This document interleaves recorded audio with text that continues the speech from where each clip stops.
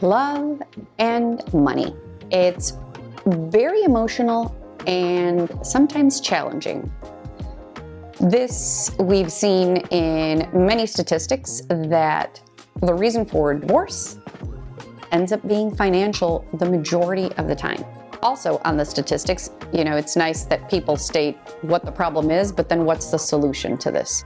It seems easy when you hear the answer, but very complicated when you try to sit down and do it, and it is communication.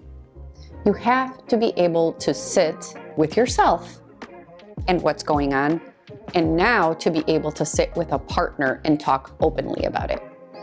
There are a lot of feelings of maybe shame on how you've managed your wealth before coming together, so that causes a little bit of strife between the relationship. But if you don't have this communication, then there are issues that form here.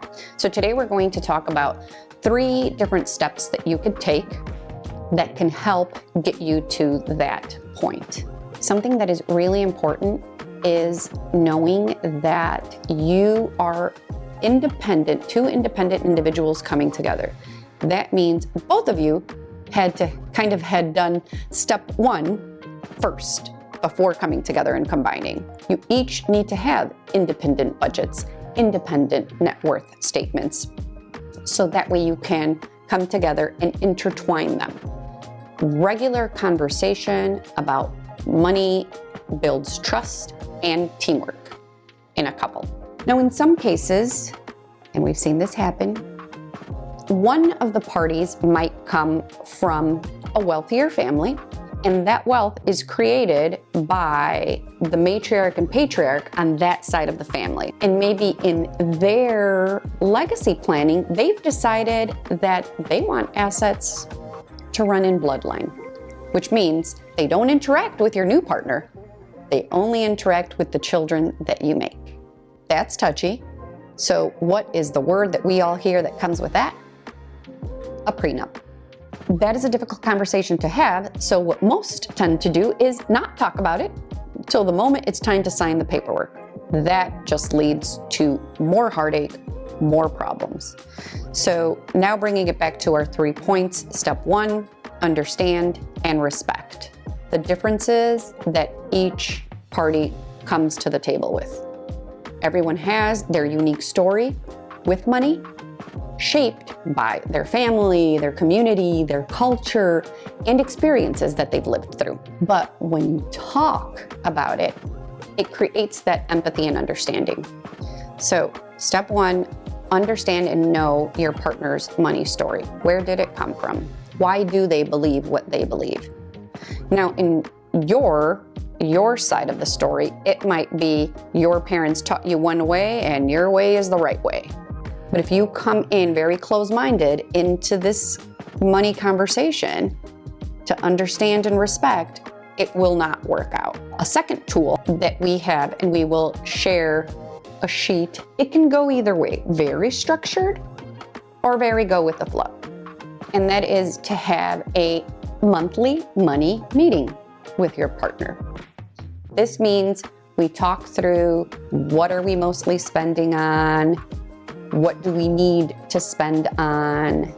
There's no pointing fingers, because the idea is if you would have had the preliminary conversation of sharing goals, then you're both on the same path.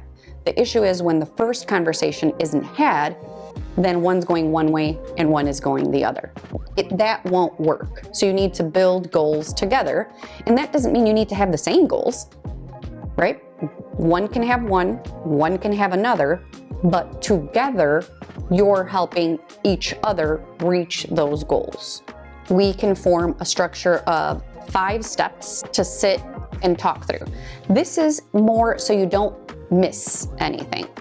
But if you and your partner like to be more go with the flow, maybe all you do is bring out that budget tool that we gave on the first season and just walk through it. You walk through each other's budget, have a combined budget, and how does that make sense for the total income collected in the household. Decisions like Do we split the rent 50-50? Is it equal or fair? This is a common question that we get. Equal, easy, 50-50. Fair is more around if one of the partners makes twice as much as the other, does that mean that that person should pay twice as much than the other? Yes and no. It's just dependent on the conversation you have and what you two feel comfortable with. Now, there might be one person that takes the lead on this conversation. So what I'd really like is for that other person that maybe wants to be more avoidant in this conversation to remember that this is also your wealth and you do need to be a collaborator of it. Your ideas, your views need to be talked about now. We can't go into the future and say we wish we would have talked about it then. When we're talking finances and feel that that finger is getting pointed, we tend to become defensive. And once we put up that wall, the conversation is not going to go where we want it to go. We want these monthly money conversations to be enjoyable, to feel like we are going in the right path, regardless if it's the path to reduce debt, regardless if it's the path to accumulate that first 1 million, second 1 million, whatever it is, it's reaching it together. When there is open communication, then the conversation becomes more joyful, or at least more understanding of what's to come and where it goes. Step 3 is account flow. It could be yours, mine, ours, just ours. Whatever you are comfortable with, both of you, is what needs to be decided. Personally, I like mine, his, and ours. That is how we have our finances distributed. We have our our account, and that our account is the one that is set to reach the goals, to make sure all the bills get paid. So there's multiple our accounts that we have, and that could be our retirement planning for a future secondary home. Whatever it is, we have those together. Many really enjoy having everything together because then it's less messy per se. Everyone's money goes into the same pot, everything gets distributed for bills, and then you can have those separate buckets of entertainment, goals that jointly you make the decisions of transferring out of.